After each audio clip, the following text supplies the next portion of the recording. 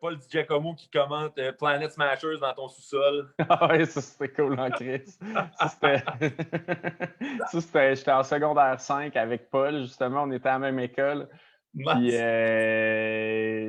justement, ben en fait, j'avais booké Planet Smashers au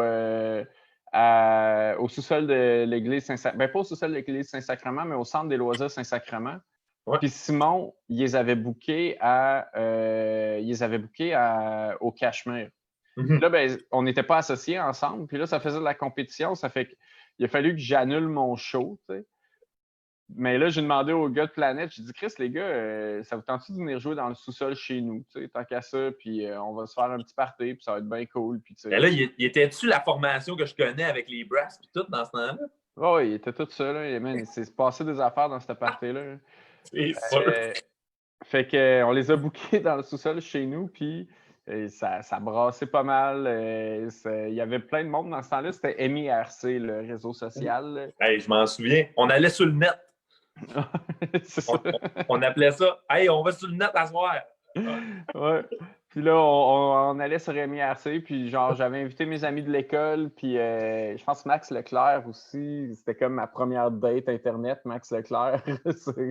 Il est venu chez nous, puis ça a été un crise de beau party. Nous, on hébergeait une fille, la fille d'un ami à mon père, qui était en résidence chez nous, puis elle allait à l'université à Laval. Puis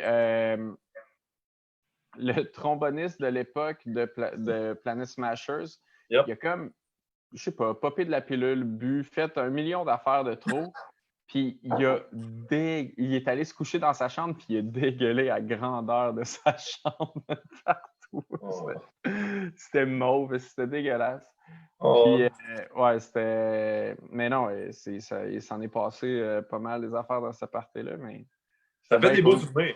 Ah ouais, mais hein, là, tu sais, on avait un vieux sous-sol décoré genre années 60, 70 avec un bar.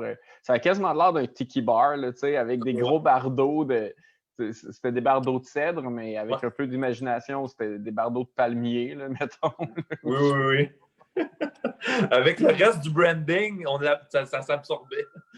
Oui, exact. Quand les gars de Planet Smashers sont arrivés et qu'ils nous ont vus sortir, puis on les payait en pizza, là. On les payait pas d'argent. Quand ils m'ont vu sortir de la maison pour les accueillir, ils ont comme arrêté d'avancer un peu puis ils ont fait « On fait-tu vraiment ça, nous autres? » C'est toi, ça? Oh.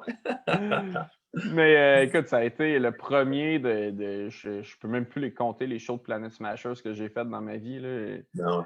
J'ai dû en faire 40.